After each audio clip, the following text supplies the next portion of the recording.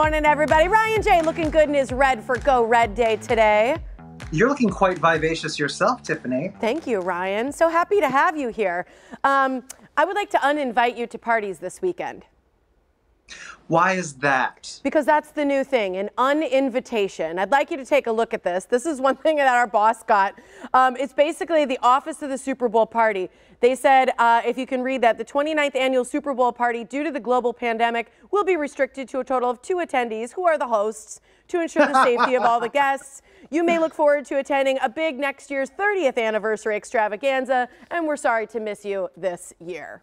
That is the uninvitation. That's clever. And you know what? We all need a good laugh, so that's great. Right? I thought so too. I was like, oh, because, you know, people are probably wondering, like, am I going to so-and-so's house that we go to every year? No, you need to be uninvited. I guess. And then do you get to stress over the invitation list and, like, who are you going to send this to? Right, exactly. So true. Okay, so I want to play a little game, or I want to see if you'd like to play a game of something depressing and then something motivating. Well, I love games, so bring it. Okay, this really isn't, but I wanted to share 2 things with you. One that's a little depressing, and it's called this new thing called diet face. Here's what it means. It means that people who have gained weight, significant amounts, many of us have during the pandemic, and then lose weight rapidly, get what they're calling diet face, which means it accelerates your aging because you get this sagging in your face. And this all comes from the Medical College of Wisconsin, basically saying you look older because you've lost all those good fat pads in your face. But I think I'd rather look old and skinny than young and fat. No, really? I don't know. It's a really difficult decision to make. You've always heard fat and happy. Like, I mean, I think there's a glow about, you know, a little extra. Yeah, I mean, I'm fat and happy right now, so I'll keep you posted on my weight loss. Okay, well, here's something motivated. Watch this face. Yeah, okay, will do.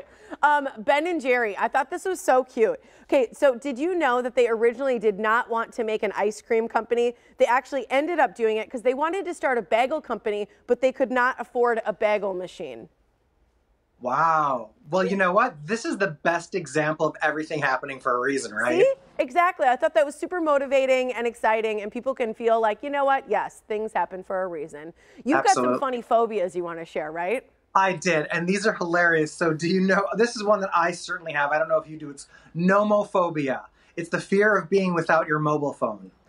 Absolutely. I mean, if I even misplace it for like 15 seconds, I don't know. And I have the locator on my watch, but right now my phone sound doesn't work, so I can't find it. Yeah, no, it's the absolute worst. Then there's optophobia, the fear of opening one's eyes. Just in general. I feel like that'd be a pretty serious phobia. Like, how do you navigate the world with your eyes closed, right? I would love to know what percentage of people suffer from that. Yeah, I wouldn't mind this one, in the right circumstances, being around those who have vestophobia. Okay. That's the fear of clothing.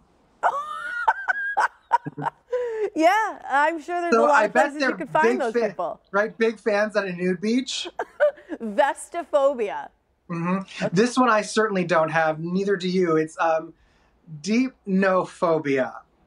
Deep, like deep with a P? Deepnophobia? Yes.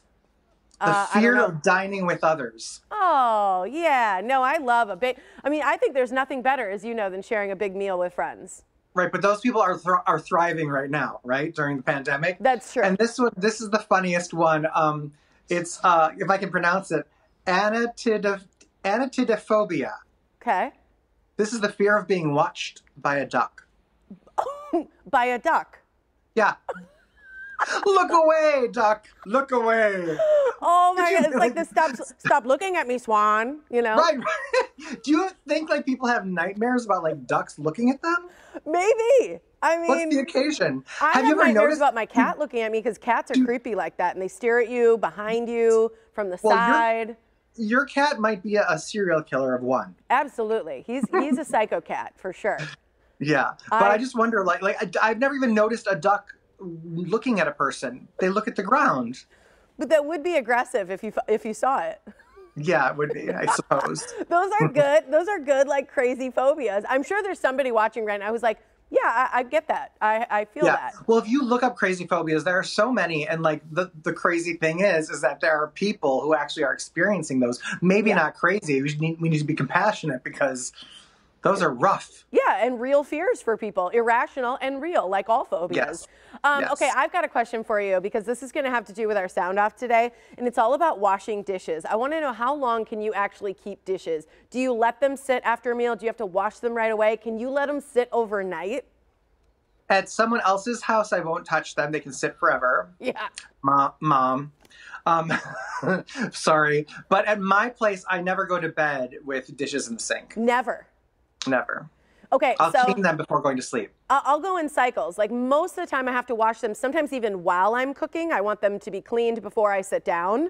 But then other times, like it may be like once a month, I can't do it anymore. And I just leave them in the sink and they might be there for 2 days. And then I'm just sad about myself. Yeah, I know it can be an overwhelming sight, let's be honest. Yes. Okay, well that's our sound off today. So we want to know, how long do you leave dirty dishes in the sink? Are you like Ryan, you got to get them done before the end of the night? Can you leave them for a day or two, like me every once in a while? Or do you need to do them while you're cooking? I resonate with that too. Let us know on Facebook. All right.